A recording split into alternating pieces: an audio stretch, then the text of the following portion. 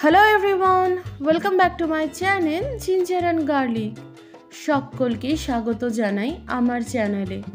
আজ নিয়ে এসেছি লখনউয়ের স্পেশাল গালৌটি কাবাব। কাবাব খেতে কে না ভালোবাসে, আমি কিন্তু খুব ভালোবাসি। আর আজকে এই গালৌটি কাবাবের রেসিপিটাই শেয়ার করব। পুজো সদ্যই গেছে, সবার মনে ননভেজ খাওয়ার এখনও একটা অপূর্ণ আশা রয়ে গেছে। তো আমার এই রেসিপিটা হুবহু ফলো করলে খুব ভালো একটা কাবাবের রেসিপি তোমরা পেতে পারো আর খুব আনন্দ করে খেতে পারো। আমি এখানে 400 গ্রামের মতো চিকেন কিমা নিয়েছি, আর এর মধ্যে দিয়ে দিলাম পেঁয়াজ কুচি। মিডিয়াম সাইজের দুটো পেঁয়াজকে আমি কুচি করে নিয়েছি। দিয়ে দিলাম 1 চামচের মতো রসুন কুচি, 1 চামচের মতো আদা কুচি, 2 থেকে 3 চামচের মতো হলুদ ক্যাপসিকাম কুচি, 1 চামচের মতো লঙ্কা কুচি আর সামান্য ধনে পাতা। এখন দিয়ে দিলাম নুন, স্বাদ মতো আমি নুন দিয়ে দিলাম। আর দিয়ে দিচ্ছি গোলমরিচের গুঁড়ো। গোলমরিচ দিলে খুব ভালো লাগে কাবাবে, তো তার জন্যই গোলমরিচের গুঁড়োটা দেওয়া। দিয়ে দিলাম 2 চামচের মতো চিলি ফ্লেক্স। আমি এখানে কোনো লাল লঙ্কার গুঁড়ো ব্যবহার করছি না, তো তার জন্য চিলি ফ্লেক্স দিচ্ছি। দিয়ে দিলাম লেবুর রস। লেবুর রস দিলে হালকা একটু টকটক ভাব লাগবে আর খেতেও ভালো লাগবে। এখন হাতের সাহায্যে খুব ভালো করে মেখে নিতে হবে।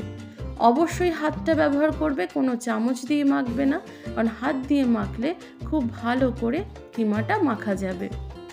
এখন আমি বাইন্ডিংয়ের জন্য আমি একটা ডিম ব্যবহার করছি।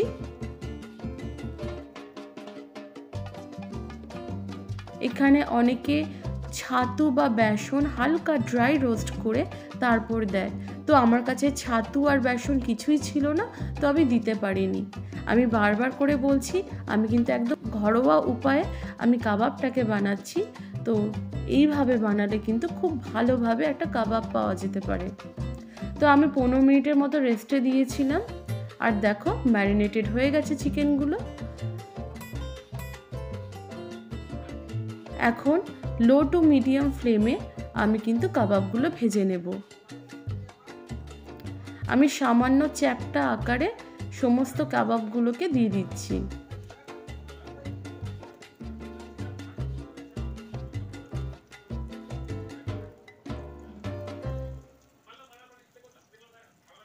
আমি ওপর থেকে একটু হালকা প্রেস করে দিয়েছি যাতে সমানভাবে এটা ভাজা হতে পারে। খুব হালকা হাতে ভাজতে হবে যাতে পুড়ে যাতে না যায়। আর এই গালৌটি কাবাবটা খুবই নরম, তো তার জন্য খুব সাবধানতা অবলম্বন করতে হবে যাতে ভেঙে যাতে না যায়।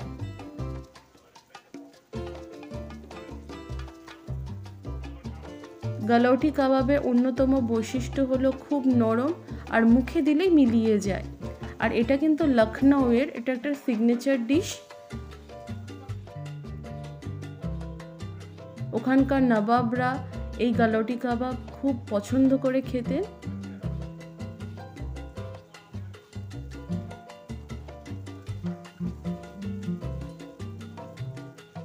তো একে একে আমি এই গালৌটি কাবাবগুলোকে খুব ভালো করে ভেজে নিচ্ছি।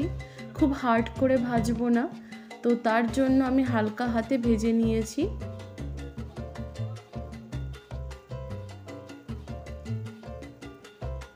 এখানে চাইলে আরেকটা চামচেরও ব্যবহার করা যেতে পারে যাতে কাবাবগুলো না ভেঙে যায়।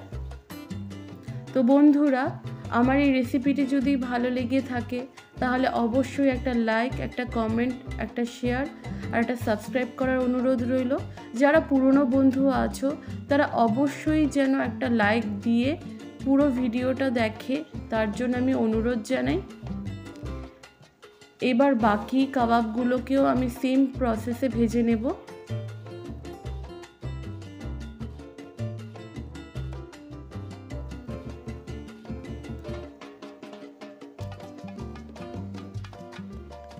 আমি খুব হালকা হাতে ভাজছি, আর কাবাবগুলো ভাজা হয়ে গেলে সামান্য একটু ফুলে ওঠে, এটাই হচ্ছে তার বৈশিষ্ট্য।